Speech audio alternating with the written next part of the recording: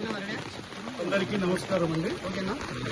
ఈరోజు ఈ తుఫాన్ అనేటువంటిది తీవ్ర స్థాయిలో వస్తుంది అనేటువంటి విషయాన్ని వాతావరణ శాఖ హెచ్చరికల జారీ నేపథ్యంలో, అలాగే మా గౌరవ ముఖ్యమంత్రి గారు ఈరోజు మీరు శాసనసభ్యులుగా మమ్మల్ని కానివ్వండి, ఈ రాష్ట్రంలోనే ఉన్నటువంటి అధికార యంత్రాంగాన్ని మొత్తాన్ని కూడా ఈరోజు వాళ్ళు అలర్ట్ చేయడం ద్వారా ప్రజలకి, మరీ ముఖ్యంగా గిద్దలూరు పట్టణంలో లోతట్టు ప్రాంతమైనటువంటి శ్రీనివాస సినిమా హాల్ ప్రాంతం గతంలో సగిలేరు వాగు వచ్చినప్పుడు అటు 2013 సంవత్సరం కానివ్వండి, 2020 సంవత్సరంలో కానివ్వండి, ఏదైతే ఇక్కడ మేము నించొని ఉన్నామో ఈ ప్రాంతం అంతా కూడా తుఫాను బారిన పడి ఈ ప్రాంతం ఎఫెక్ట్ అయినటువంటి ప్రాంతం.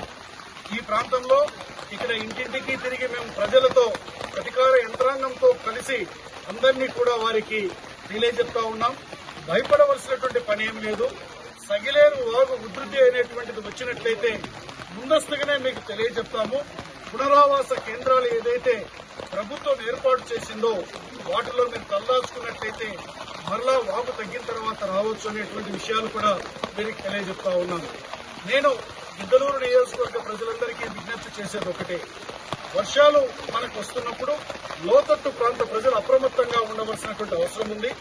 ఏది ఏమైనా కూడా ప్రభుత్వం అన్ని రకాలుగా ఈ యొక్క ముందస్తు చర్యలను, జాగ్రత్త చర్యలను తీసుకున్నదనేటువంటి విషయాన్ని తెలియజేస్తూ రాబో 48 గంటలు ఈ నియోజకవర్గ ప్రజలందరము కూడా మనం అప్రమత్తంగా ఉండవలసిందిగా ప్రజలందరినీ కోరుకుంటూ నేను సెలవు తీసుకుంటాను.